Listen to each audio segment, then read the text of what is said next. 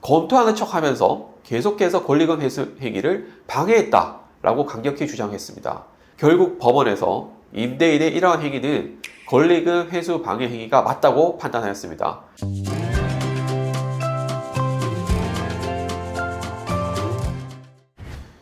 안녕하세요, 김민중 변호사입니다. 이번 시간 권리금 회수를 방해한 악덕 건물주에게 권리금 손해배상 받은 사례가 있어 소개해드리고자 합니다. 중요한 내용이니까 꼭 끝까지 한번 시청을 해보세요. 상가건물임대차보호법 제10조의 4에 따르면 임대인은 임대차 기간이 끝나기 6개월 전부터 임대차 종료 시까지 권리금 회수 행위를 방해해서는 안 된다고 규정이 되어 있습니다.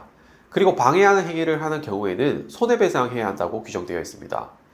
저희 의뢰인은 음식점을 했었는데요. 묵시적 갱신 상태에서 영업을 하다가 더 이상 영업을 하지 못하게 되었고 임대인에게 계약 해지 통고를 하게 됩니다.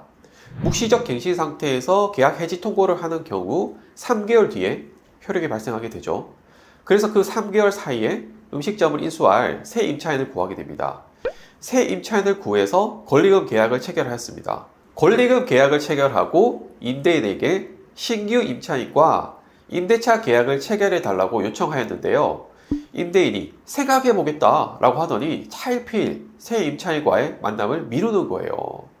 그리고 한참 뒤에 기존 조건으로는 할 수가 없다, 차임을 시세에 맞게끔 올려야 한다 라고 하더니 큰 금액을 증액해서 차임을 요구했습니다. 그리고 조금씩 이것저것 조건을 더 붙이는 거예요. 그러다가 조건이 맞지 않자 임대인은 내가 권리금 회수를 방해하는 것이 아니고 조건 때문에 새 임차인과 임대차 계약을 할 수 없다 라고 통보해왔습니다. 이렇게 임대인이 다른 조건을 덧붙여서 신규 임대차 계약을 어렵게 하는 경우, 애초에 만남 자체를 회피하는 식의 행동을 하는 경우, 이런 경우는 임대인이 권리금 회수를 방해하는 행위에 해당합니다. 저희가 진행했던 소송에서도 임대인은 신규 임차인을 데리고 오면 임대차 계약 체결 해줄게 라고 하면서 해줄 듯 말 듯 계속 애매한 태도를 취하면서 저희 의뢰인을 괴롭혔습니다. 명시적으로 안 된다라고 하면 증거로 확보하기가 좋은데 임대차 계약을 체결해줄 듯 말 듯 계속 애매하게 이야기해서 임대인이 권리금 회수 행위를 방해하였는지가 다소 애매하였습니다. 그런데 저희가 소송을 제기한 이후에 2차로 또 신규 임차인을 구해왔습니다. 1차 신규 임차인과의 권리금 계약은 이미 파기가 됐었고요. 소송 제기 이후에 2차로 신규 임차인을 구해온 것입니다. 저희가 소송 쪽에 합의를 할 생각도 있었기 때문에 임대인에게 신규 임차인과 임대차 계약을 체결해달라고 또다시 요청을 했는데요.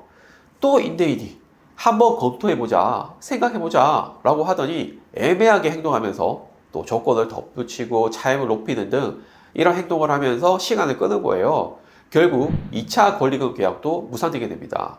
소송에서 저희는 임대인이 신규 임차인과 임대차 계약을 체결할 의사가 전혀 없다, 단순히 책임을 회피하기 위해서 검토하는 척하면서 계속해서 권리금 회수 행위를 방해했다라고 강력히 주장했습니다. 결국 법원에서 임대인의 이러한 행위는 권리금 회수 방해 행위가 맞다고 판단하였습니다. 법원은 저희가 청구한 권리금을 인정하고 이자까지 모두 지급하라는 승소 판결을 하게 되었습니다. 이렇게 이번 시간 악덕 건물주로부터 권리금 손해배상 받은 사례를 살펴봤는데요. 권리금 회수 관련 문제에서는 사실관계 입증을 잘해야 됩니다. 그리고 권리금 소송에서는 억울하게 권리금 배상을 못 받거나 과도하게 권리금을 배상하는 일이 발생할 수 있기 때문에 반드시 경험이 많은 부동산 전문 변호사의 도움을 받으시는 것이 좋습니다. 곤란한 상황에 처하실 경우 저희 로펌으로 연락을 주시면 전문 변호사들이 정확하게 안내해 드리도록 하겠습니다. 감사합니다.